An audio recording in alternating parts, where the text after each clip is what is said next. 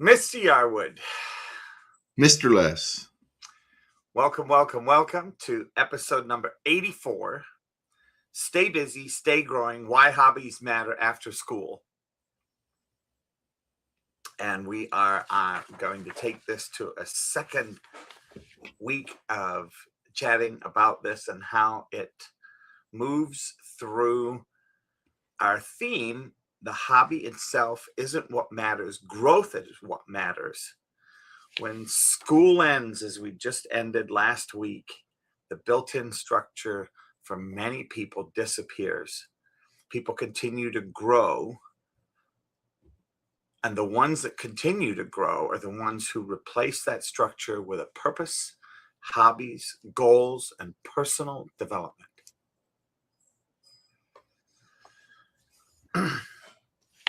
So how do you see and what do you see after sitting with this for a week and we chose to continue this week? What do you see? How do you want to get started this week with the discussion? Now I've seen in just with the students in class, there's already restlessness,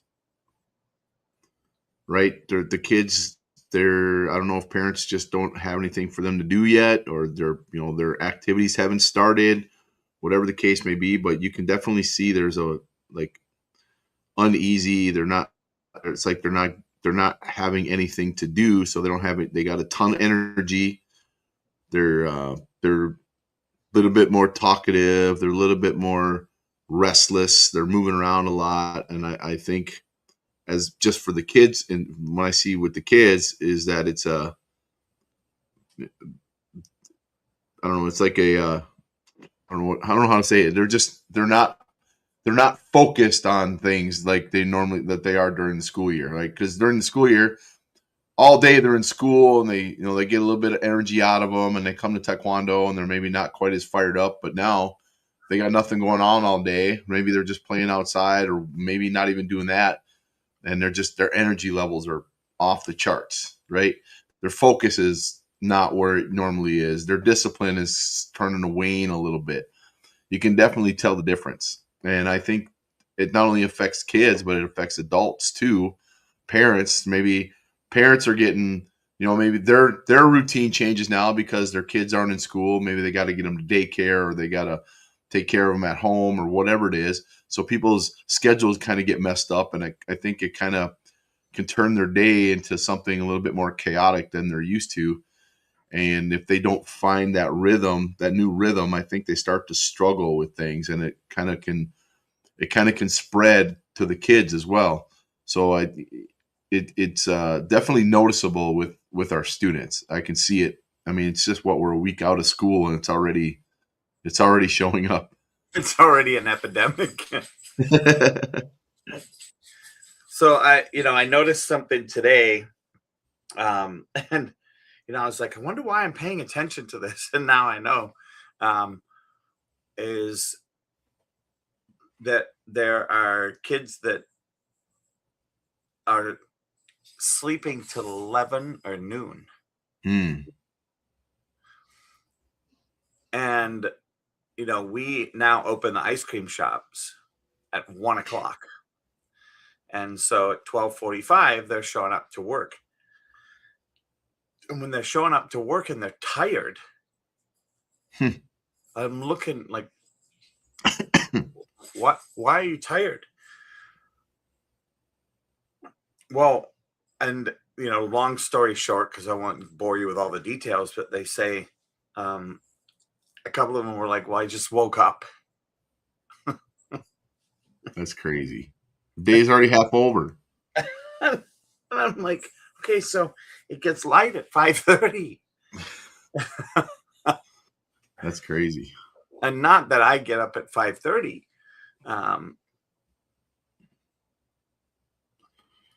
But it really is, I remember when I was in school, I was not allowed to sleep that late.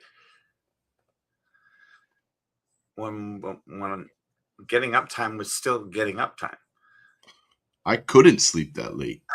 I woke up. I mean, in the summertime, I was up, had breakfast, and I was out the door.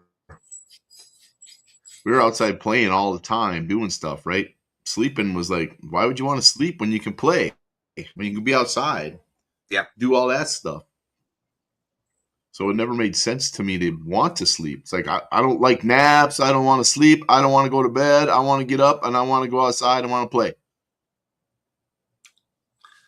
I don't see Yep. that now. I mean, I've even told the kids, I said, here's the deal. You guys need to get outside and play. You got so much time to do nothing. Go outside and enjoy being a kid. Said, I don't want you guys sitting around on your phones, on your laptops, on your iPads, none of that stuff. You guys need to be outside doing stuff. Period. So I asked somebody, this was, I don't know, probably a year ago, and it may have been longer, I don't know. But I asked somebody, I said, so why do you think it is that people don't play outside like they used to? Or, congregate down in a field,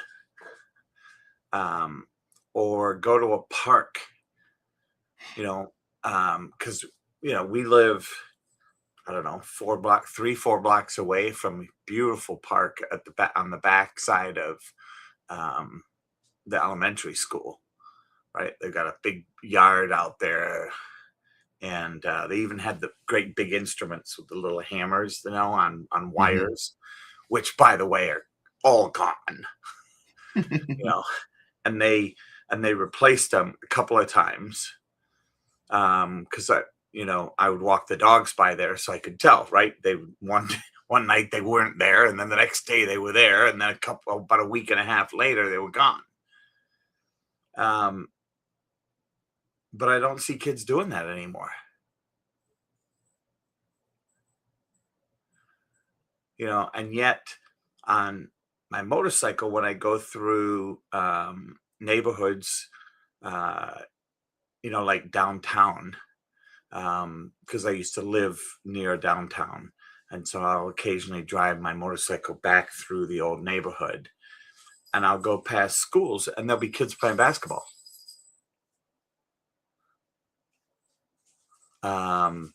We've got a skateboard park over, I don't know if you've seen it. It's just east of Yep. our Hooties on 117th. Yep. It's 114th there. 114th. 117th. Yep. One of those two. and Yeah. and I see kids on that out there, but I don't see that. But that's it. And I know there's way more kids than the 2 or 3 or 4 that I see hanging out there. Yep.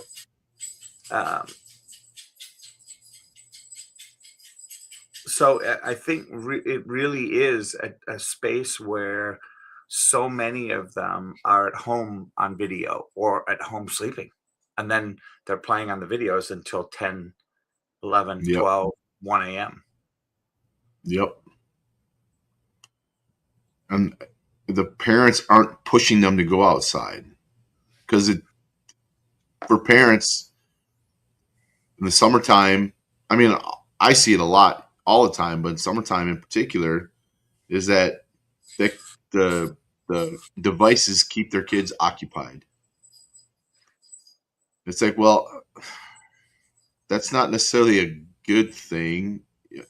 You need to get them doing things that are physical activities outside, right? If you just say there's getting squirrely, you hand them a phone, say, here, play on this. That enhances the problem, right? Because then when you take it away, guess what's going to happen? They're going to go crazy, right? They don't know what to do. And it's just like, growing up, we never had that stuff. Outside, that was it. That's where we were. We lived out there. My mom never knew where I was. We just went out and played. We get, come in for lunch or something and go back out. Come home when the lights came on. Yep. And sometimes even stayed out later than that. Yeah. Don't, make sure you're home by 6. because we eat and Yeah. then we go and then you get to go out again. If you're lucky, you get to go out again afterwards. Yep. And it's just it's not that way anymore.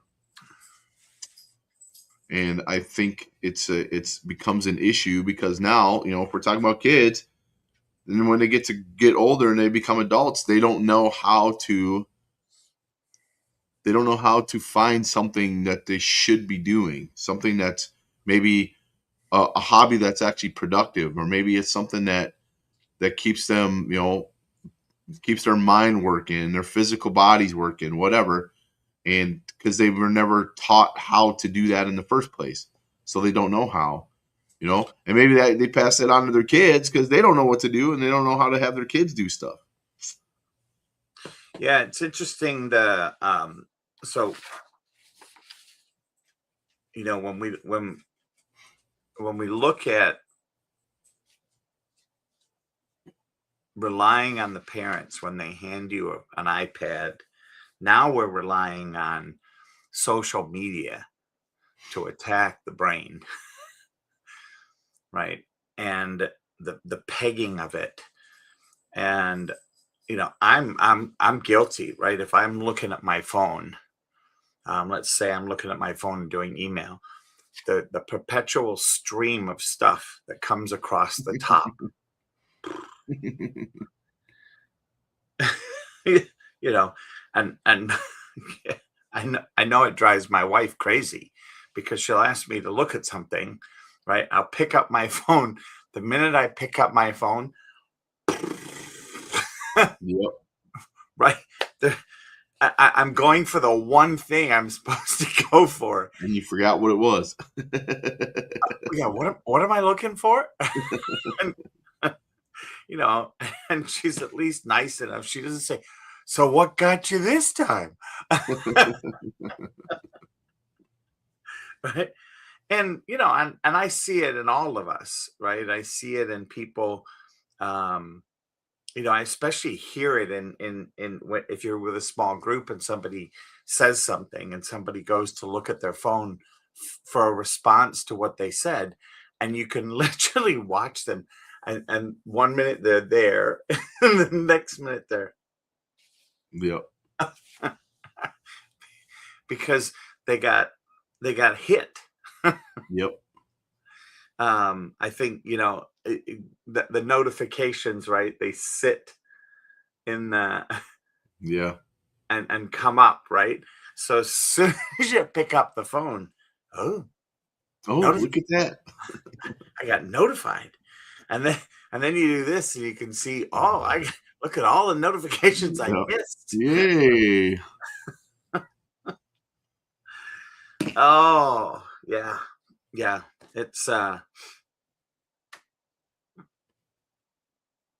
Yeah, it's a problem, and I think that it's important to find something productive for your kids to do and for you to do when you don't have anything going on, right?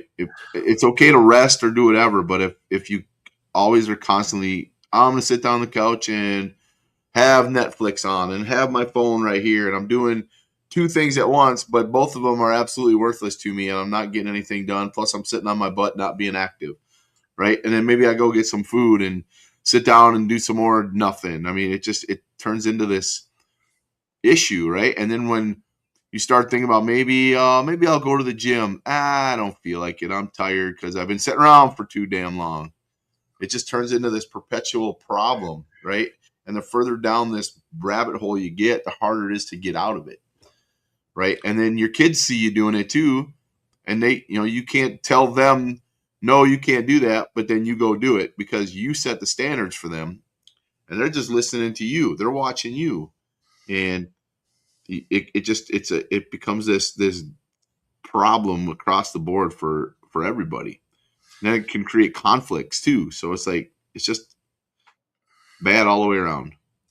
So what is your thought about?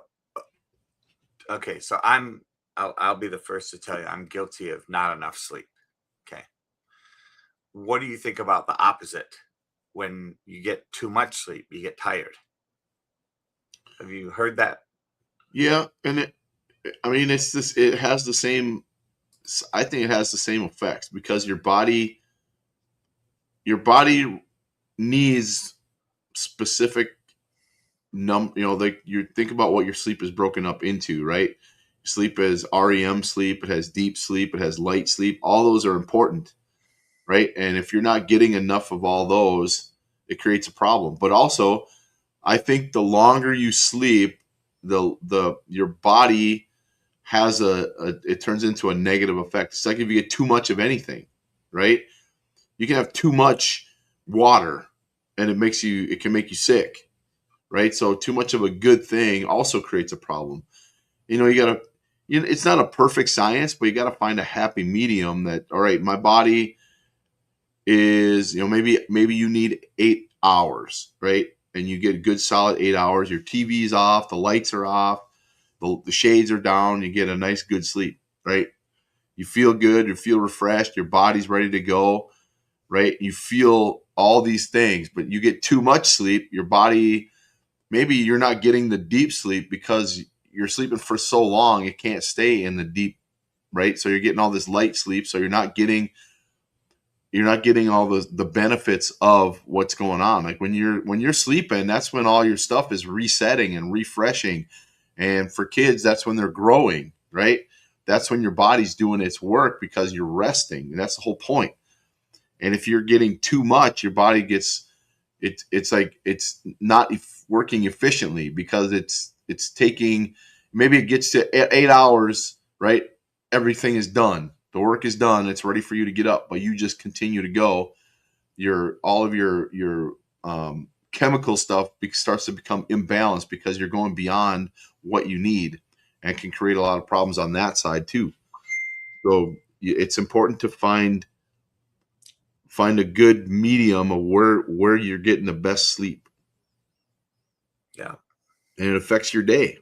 Especially, I mean, if you look at it, if they're not getting up till noon, right? Right, the day is already literally half over, and you haven't even done anything yet.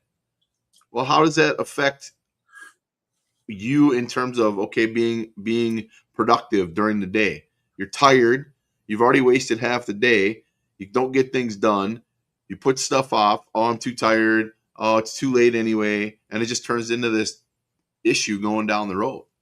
You're teaching your body things that it doesn't need, right? That's the whole point. So you're like, it just creates as many problems as not enough sleep, just in a different way.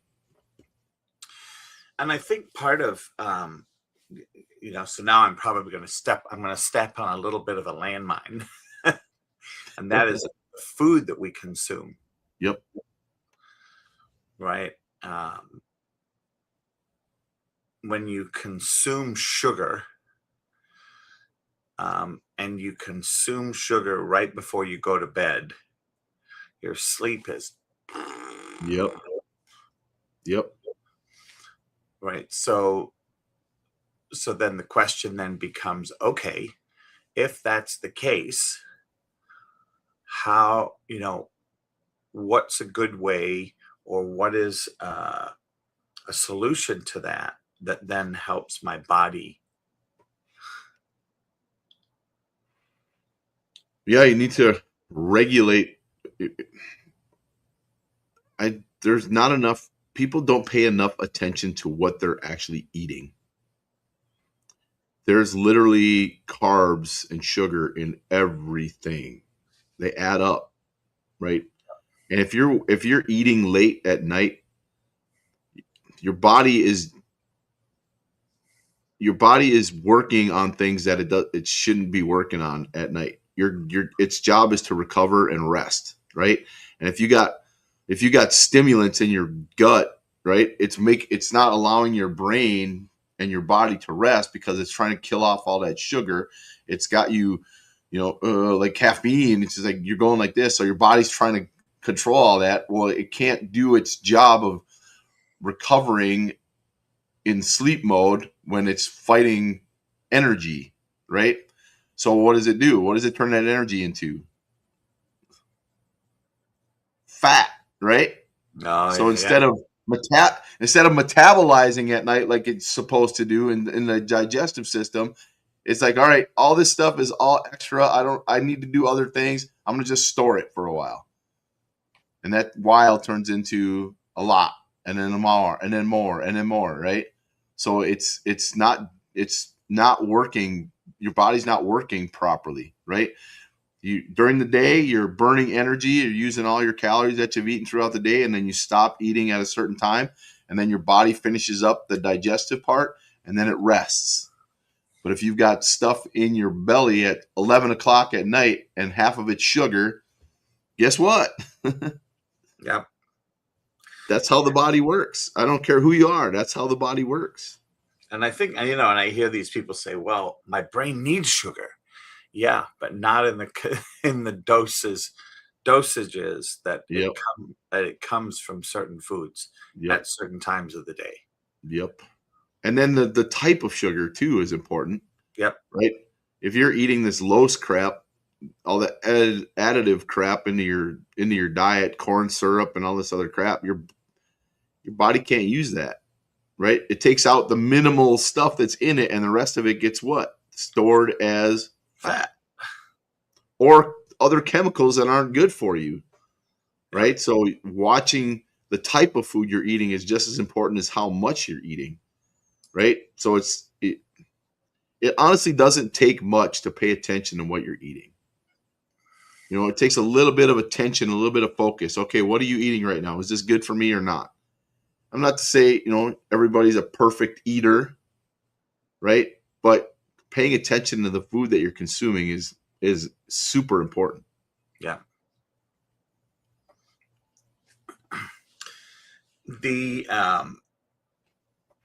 And I think that brings us back to when you're energized and you're outside and you're doing activities outside, your brain is not focused on feed me food.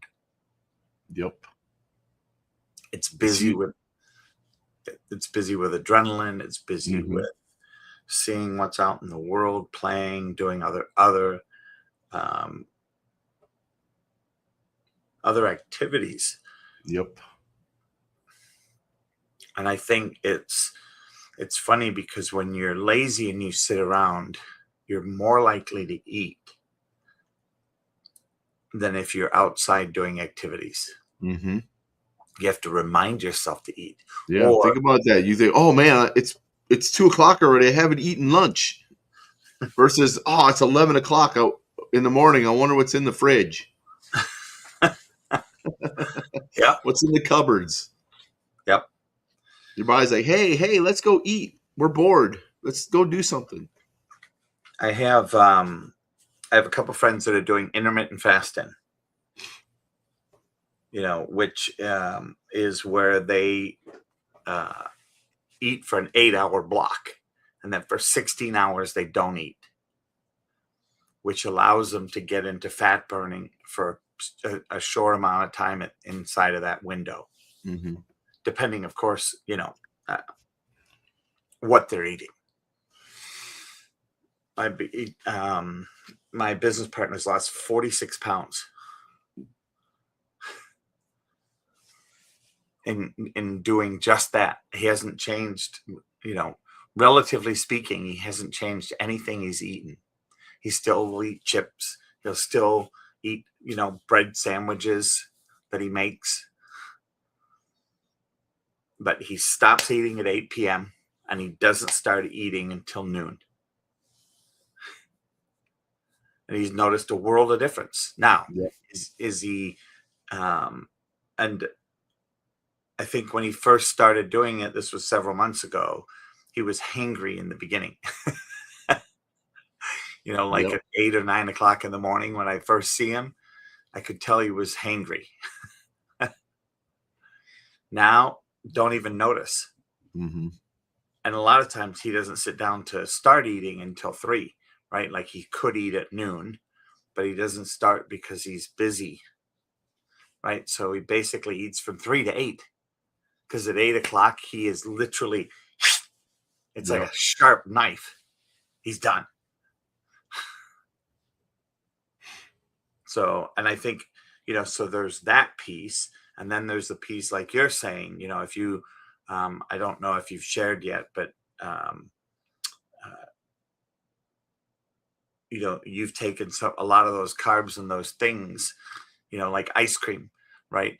You were count onable for having uh, um, Pirate's Bounty, a couple nights a week when you stop by and see me. Yep. And can you even remember the last time you've had ice cream? Like a whole thing of ice cream. I had a like when I came to visit you at the school, I had a taste of the ice cream, but just like a scoop, or a spoon. Yeah. But that's it. Other than that, nope. Like actually sat down and ate ice cream. Mm-mm. It's been probably since February. Which is when you went on that journey. Yep. You started that journey. Yeah. Yep. So just like hobbies, we've been talking about stay busy, stay growing, and why hobbies matter. Habits can be as detrimental as they are positive inside of. So when you look, I think people have made eating snack time or certain things at certain times have turned them into, and I don't even want to say this, but have turned it into a hobby to eat. Yep. Yeah. And I'm not saying it's bad to have, to enjoy your food, right? That's great, but there's a limit to the amounts of stuff you're eating and the amount of bad stuff that you're eating, right? Your body can only take so much. And all this stuff that's processed and reprocessed and contains fruit juice or whatever they say, all this stuff is not, your body isn't built for that stuff. And ultimately it takes its toll. And cutting out even just say 50% of the bad stuff, you can find the same types. When I started what I'm doing now, I took the first 2 weeks and just recorded what I ate. I didn't change anything. I just, every time I had what I normally ate, I recorded it, right? And I started to see patterns of when I was eating, what I was eating, and that helped me to determine how I needed to change to eat better. I didn't really change in terms of what I was eating, in that I was eating, so for breakfast I'd eat eggs and sausage. I just took the pork sausage out and found healthy sausage and changed it, right? It was a little bit of a switch because it tasted different, but eventually I got used to it. So I ate the same food, just I ate better food of the same thing, right? Just bunch of little changes like that along the way. It's all it really was. I didn't like just suddenly just cut everything out of my diet, right? I slowly transitioned things that I enjoyed eating and found things that were similar but better for me, right? So I found bread. I love like toast and sandwiches, right? So I found bread that's natural. It's keto bread and it tastes good. Like I don't eat stuff if it doesn't taste good. That's just it. I don't care how healthy it is. If I don't like it, I'm not going to eat it.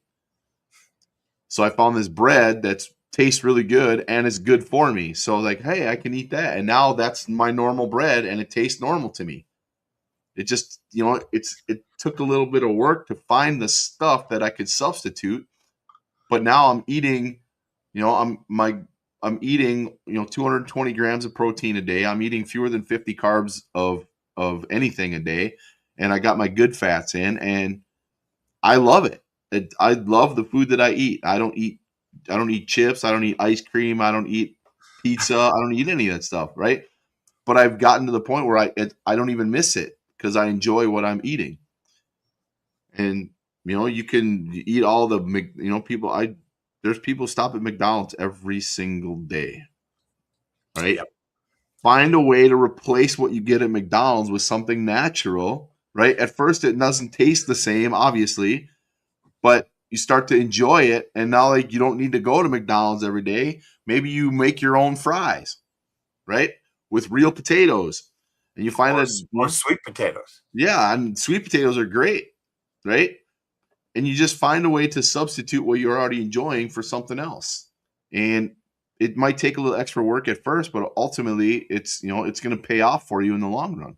And then your body is like, thank you. My body is loving it, right? I'm since I started this, I'm down 14 pounds, right?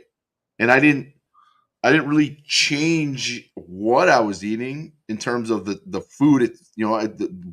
It was just the quality of it that I changed. which That's is a, all it which was. is which is a big thing. Yeah, it was huge. I still eat pretty much the same food. It's just I don't eat the junk part of it anymore. I eat the good stuff.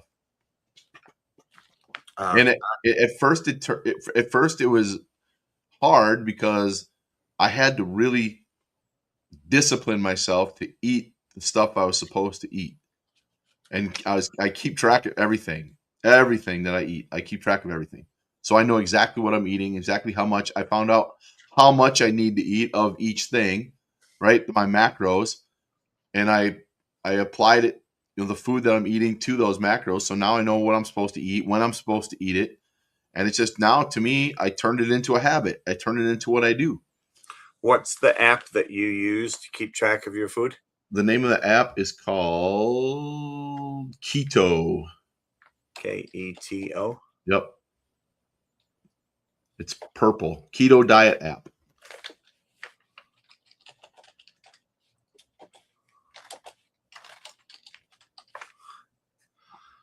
All right, so I just threw that in the comments, so that'll Yep. kick up on most of the pages. Yep. And you can go in there, set your macros, and find out how much you're supposed to eat, how many total calories you're supposed to eat, all that stuff. And when you start doing it, it's actually fun now. It's like, okay, I have 14 grams of protein left. What can I eat? Yeah. And it's a challenge, and it keeps you motivated because you're starting to see the results from it. So once again, that would be creating a hobby called Mhm. tracking your food, Yep. a healthy one, Yep. versus getting bored and eating because you're bored. And if you don't want to do the work, the physical work of figuring out how much you need to eat, go to ChatGPT and say, "Hey, ChatGPT, here's how much I weigh. Here's what I want to do. Here's my whatever," and it'll help you. It'll tell you exactly what you should eat, when you should eat it. It'll do everything for you. You don't have to do anything. It'll even track your food for you too. Besides the keto app, you can just put it in ChatGPT. Say every time you eat something, hey, you don't have to type it. You could just hit the record button. Say, hey, ChatGPT, I just had an 8-ounce ribeye steak and a baked potato. How many macros is that? How many do I have left for the day? You can Yep. track everything. Simple. I mean, if you're going to be on your phone anyway, you might as well use it for something.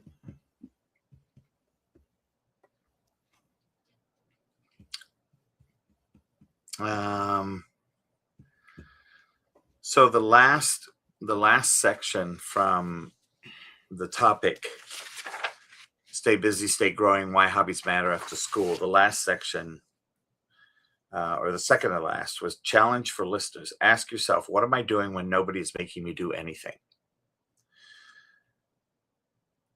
Choose, take this next week and play the game.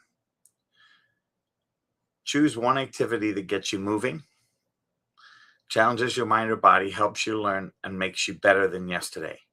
Commit to 30 minutes 3 times a week and see what happens. Yep. So that's kind of our test. That's we want to leave you with that.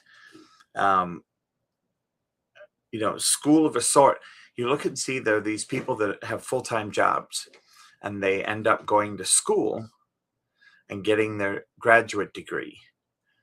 And a lot of people will go, well, gosh, when do you have time to do that? How do you do that? Aren't you tired when you get home from work?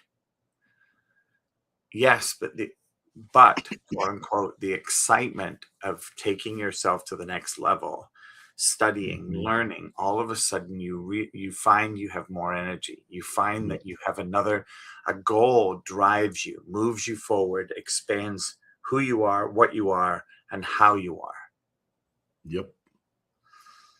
And what's fun when you're tracking, you can see progress. Yeah. I take a daily picture of what I'm looking like. And then I look back when I started to when I am now, and I can see the difference. And it motivates me to keep going. Yep.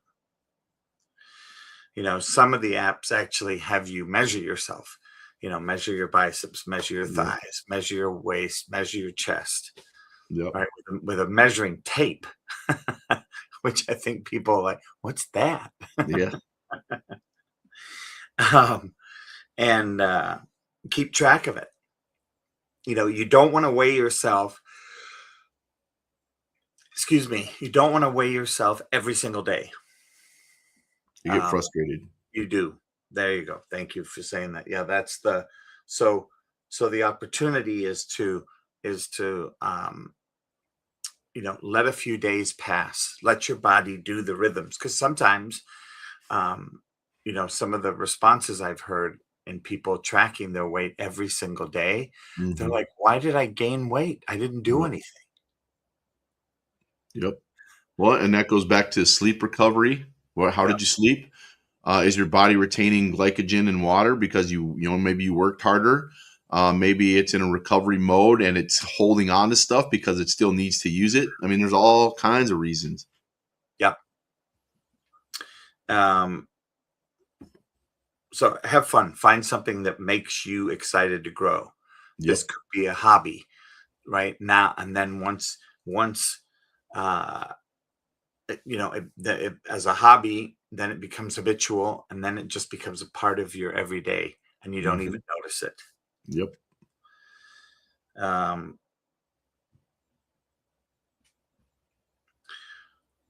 when we look at what it is that drives people um, in martial arts,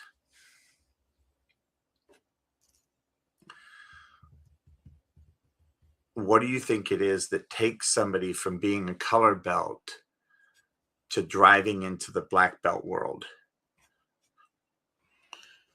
And we'll end on this. I would say what I see is